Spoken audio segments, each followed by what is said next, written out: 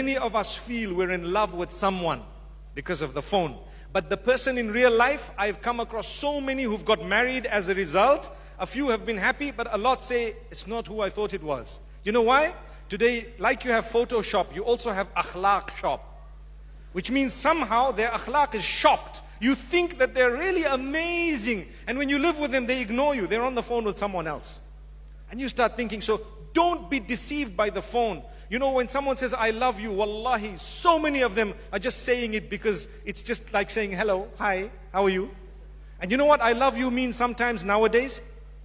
I want to use you. That's what it means. I promise you it means that. Have you seen what I've said once, some time back on Twitter? I said, if people can say lol without laughing, they can say I love you without loving.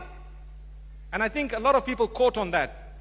But I want to add something else today and tell you, a lot of the people say I love you and actually mean, without you knowing, I just want to use you. And because women are generally, emotionally, they get more attached. It's sometimes the youth, the young men who are abusing this attachment. So be careful.